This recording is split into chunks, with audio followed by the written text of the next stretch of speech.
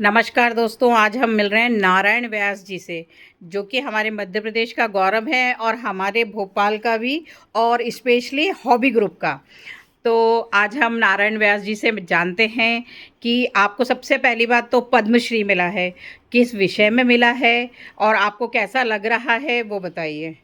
जैसे आपको पद्मश्री मिला है, सब उसके लिए तो बहुत सारी बधाइयाँ। धन्यवाद आप सभी का है, जो सुनने वाले सभी हैं। हाँ, और सबसे बड़ी बात यह है, हमारे हॉबी ग्रुप के आप वरिष्ठ सदस्य हैं, अध्यक्ष भी हैं, है ना। मैं तो खैर बाद में आई हूँ।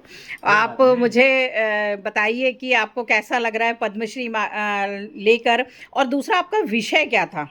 ऐसा जो मुझे पद्मश्री मिला, पुरातत्व में मिला है। अच्छा। पुरातत्व आप जानते ही हैं क्या होता है, प्राचीन चीजों को हम्म। वैज्ञानिक पद्धति से जाना। हम्म। एक चीजें होती है ना, एक पुरातत्व और एक इतिहास, हम्म। दोनों एक दूसरे को पूरक है। जब हम्म। तक हम जड़ को, पुरातत्व को नहीं देखेंगे, जब तक इतिहास नहीं बनेगा। हाँ। उत्खनन करेंगे जमीन के अंदर, वो पुरातत्व है। जो हम्म। चीजें मिलती है, उस पर हम जो साहित्य लिखेंगे, वो हमारा इतिहास है। जैसे जड़ और चेतन, हम्म। जड़ जमीन के अंदर रहती है, हम्म। वो जब चेतन होती है तो पौधा लगता है, हम्म। लेकिन जड़ नहीं दिखती है। लेकिन जड़ को हम देखेंगे, वो पुरातत्व है। ये जड़ अच्छा। और चेतन और ये जो पुरातत्व और इतिहास, दोनों एक जैसे हैं। ताकि हमें जो प्राचीन समय की जो जानकारी के लिए इतिहास तो मिलता है, कहावतें मिलती है, लोग बाप दादा लोग कहानी सुनाते हैं, लोग बात कहते हैं, गांव वाले बताते हैं, लेकिन उसको सार्थक करने, प्रमाणित करने के लिए हम लोग उत्खनन करते हैं। उत्खनन करके जो सामग्री मिलती है, उसको हम उससे एसोसिएट करते हैं इतिहास से कि ये बात सही है कि नहीं, और लगभग बातें सही मिल जाती है हम लोग। तो जैसे वो महाभारत काल की जगह है, तो वो कहानी किससे मिलते हैं महाभारत के, तो हम उन स्थानों को देखते भी हैं। जैसे गाँव में हम जाते हैं, गाँव उजड़ा हो जाते हैं, बेचिराग गाँव, लेकिन पता चलता है कि यह गाँव में लोग बसा करते थे, यहाँ भूत रहते हैं, प्रेत रहते हैं, ये लोग बोलते हैं उजाड़ गाँव है। लेकिन जब जाके देखते हैं, वास्तविक तो देखते हैं किसी जमाने में वो बड़े संपन्न गांव रहे होंगे। जैसे आज अब विदिशा है, विदिशा जैसे हम उदयगिरी जाते हैं, वहाँ एक बेसनगर करके स्थान है। तो बेसनगर ऐसा, पहले सम्राट अशोक ससुराल थी, तो वहाँ का राज्यपाल भी रह चुका है उनके पिता के समय में। तो वहाँ हमने उत्खनन करके देखा, पूरा नगर अंदर है। अच्छा। उसमें कैसे मकान होते हैं, कैसी गलियाँ होती है, पानी का स्थान कैसा होता है, वो सब बने। लेकिन वो क्या है कि उसको ज़्यादा खोल के नहीं रख सकते, नहीं तो खराब हो जाएगा। यदि बड़े कोई प्रोजेक्ट बन जाते हैं, जैसे अजंता या नालंदा जैसे उत्खनन हुए, तो पूरे उसके सामने चीज आ जाती है, तो वो चीज़ है। लेकिन उसकी जांच पड़ताल हम हमेशा करते ही रहते हैं कि पुरातत्व विषय है, और हमारा उद्देश्य ये है कि ये विषय ऐसा है कि सामान्य जनता भी इसको समझे। तो हम स्कूलों में जाते हैं, कॉलेजों में जाते हैं, हम ग्रुप के साथ जाते हैं, एग्जीबिशंस लगाते हैं, उसको सरल भाषा में समझा देते हैं। हाँ, सरल भाषा में समझाते हैं हमारा इतिहास क्या है, हाँ, वो हाँ। इतिहास का पुरातत्व से क्या संबंध है। और अभी ये सोशल साइंस विषय है बच्चों के लिए, 5वीं 6ठी 7वीं आदि में, तो उनको आदिमानव सभ्यता, इतिहास सब आता है। तो जब चीज़ें देखते हैं हम लोगों के, तो समझ में आ जाती है कि इतिहास क्या है, और इन चीज़ों के आधार पर बना है। जो आज हम जी रहे हैं वो पुराने आधार ही है, उसका आधार पुराना ही वो है। तो नींव है ना, नींव पे और मकान खड़ा हुआ है। और आपका जो दिल्ली का सफ़र है, राष्ट्रपति भवन का मेन, वो तो जो उसका अनुभव बताइए। और हमारे हॉबी ग्रुप के लिए तो जितनी ज़्यादा सम्मान की बात है, ये हम ही समझ सकते हैं। आपका वो सफ़र बताइए कैसा रहा। ऐसा है कि जैसे हम कभी सपना देखते हैं ना, सपने में क्या हाँ चीज़ें होती है जो कल्पना नहीं कर सकती हैं, वो जी। चीज़ें उसमें हमें देखी कि हमने कल्पना की, सपना देखा, वो उसको साक्षात सामने हम देख रहे हैं कि राष्ट्रपति महोदय हैं, हमें बेच लगा रहे हैं, सही। पद्मश्री का वो दे रहे हैं, प्रधानमंत्री, वो जितने भी मंत्रिमंडल के लोग, तो वहाँ बैठे देख रहे हैं, हंसते प्रफुल्लित हो रहे हैं हम लोग एक चीज़ें देख के। ये सबसे बड़ा ऐसा लगता है, क्योंकि ऐसा है, हम चाहते हैं, हमारे ग्रुप में बहुत कलाकार लोग हैं, सब कुछ है, लेकिन आगे आने का मौका किसी को नहीं मिल रहा। हम चाहते हैं कि वो जो हमारे जो अच्छे लोग हैं, जो काम करने वाले हैं, वो भी फॉर्म इसका भरे पद्मश्री का। जैसे हम 2016 से भरते आ रहे हैं, अभी तक चल रहा है। तो आज कभी उनको तो देख लेता है ना, कबीरदास जी का दोहा नहीं सुना आपने कि धीरे धीरे रे मना धीरे सब कुछ होए, माली सींचे छोगड़ा ऋतु आए जब फल हो।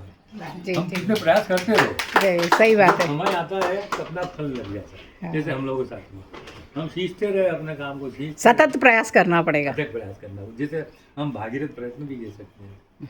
लेकिन भागीरथ प्रयत्न के तो खैर बहुत बड़ी बात है, हम अपने प्रयत्न इतना कर लें कि हम उसको सफलता प्राप्त। अपने ग्रुप में बहुत से लोग ऐसे हैं जो ये कर सकते हैं चाहे तो, क्योंकि इतना कोई सरल नहीं है। लेकिन उसको एक बार फॉर्म को भरें, आप सभी ने देखे ही है, और उसको करना चाहिए। सर आप बताइए, आप कुछ बोलिए। ये हॉबी ग्रुप के सचिव हैं, और आप बताइए सर के बारे में, और हम लोग 2012 से व्यास जी से जुड़े हुए हैं दीदी माइक दीदी और 2011 से अपन सब हाँ, और 2011-12 जुड़े हुए हैं। और जब से जुड़े थे तभी एक से ये इच्छा थी कि हमारे ग्रुप में सबसे वरिष्ठ सदस्य, सबसे योग पद्म श्री के लिए श्री नारायण व्यास जी हैं। तो अच्छा फिर जब 2021 से फिर ग्रुप वालों ने भी प्रयास किया, हाँ हाँ प्रयास किया। हम लोगों ने Narayan Vyas hobby group, Narayan Vyas fan club भी बनाया था।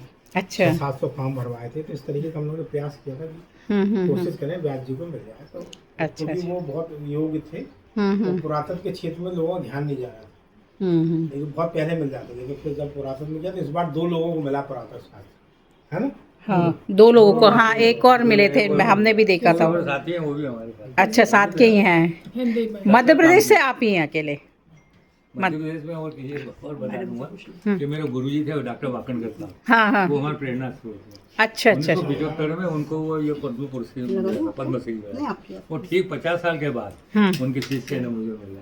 अच्छा। गुरु की परंपरा हमने निभाई है। नहीं भाई ये जब जी से उनको मिला तब से मेरे को भी मन लगा कि हम भी ऐसा काम करें कि हमें भी मिले। जी जी तो जी इसने 50 साल के बाद तपस्या सफल हुई है।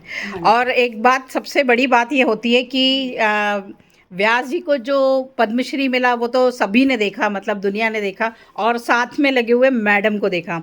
अब मैडम का कितना प्रयास था और कितना सहयोग था, नहीं तो ये जितने भी मतलब एक तरह से कहना चाहिए बहुत कबाड़ वाला काम होता है पुरातत्व, बहुत ज़्यादा।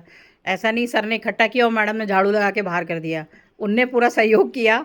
और उनकी इसमें जितनी भी मतलब क्या क्या उनकी मतलब संघर्ष थे, क्या उनके प्रति सहयोग था, क्या सोच थी, जो आज व्यास जी यहाँ तक पहुँचे हैं। तो मैडम का बहुत बड़ा हाथ है। तो आज उन्हीं से जान ही लेते हैं कि क्या क्या संघर्ष था आपका।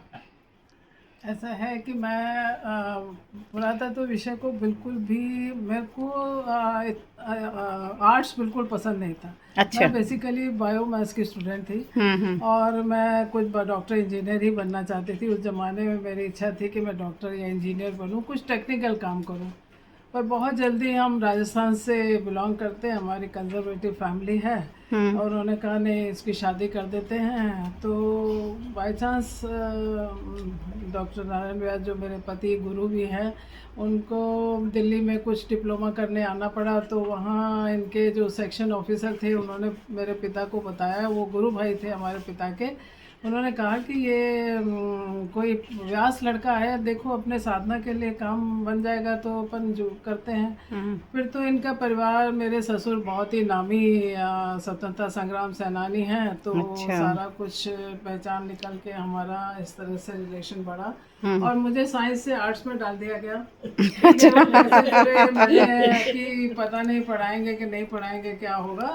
मैंने शादी के 1 साल बाद भी अपनी पढ़ाई पूरी करी। वो मैं इनको, मेरे ससुर को इसका श्रेय जाता है कि उन्होंने कहा नहीं हमको पढ़ी लिखी बहू चाहिए थी, ये तो जंगलों में घूमता रहेगा। मेरी सहेलियों ने भी कहा ये गाइड पिक्चर जैसे घूमते रहेंगे तुम क्या करोगी, रहने दो, मना कर दो। मैंने कहा अब शादी तो माँ बाप करते हैं, ठीक है मना देखेंगे। शादी तो डॉक्टर से, इंजीनियर से हो, आर्कियोलॉजिस्ट से हो, पति तो पति है। दाम्पत्य जीवन को तो जैसे भी है, मेरे को लगता है आज के सभी जो लोग हैं अपनी पूरी निष्ठा से सेवा करते हैं, आपस में परिवार को चलाते हैं। कोई मैं स्पेशल नहीं, पर हाँ ठीक है, ये नहीं स्पेशल तो था मैडम। आर्कियोलॉजी ऐसा है कि हाँ रोज के पत्थर और रोज की ये चीज़ें घर पे आए और उसको कैसे।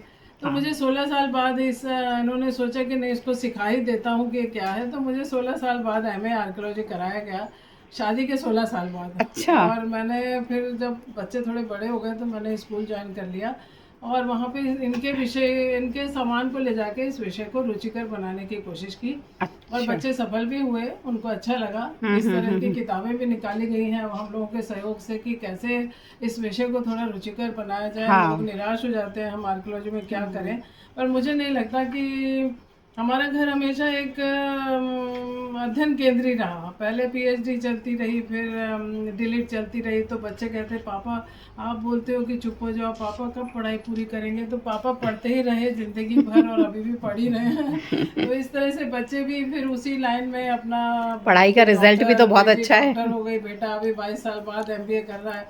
इस तरह से हमारे घर में ये सारे थे। फिर मैंने 16 साल जॉब भी किया, प्रिंसिपल तक पहुंची भी सही। और फिर इनके मन में आया कि नहीं, अब अपन समाज के लिए कुछ करते हैं, देश के लिए कुछ करते हैं। ये जो युवा पीढ़ी भटक रही है कि इनको कुछ ज्ञान नहीं है, ज्ञान परंपरा का विकास धीरे धीरे एकदम बच्चों को समझ नहीं आ रहा, सब मोबाइल में। अपन ऐसा कुछ काम करते हैं। तो मैंने जॉब छोड़ा, मुझे ज़बरदस्ती छुड़वाया भी गया और हम लोग इस क्षेत्र में कूदे।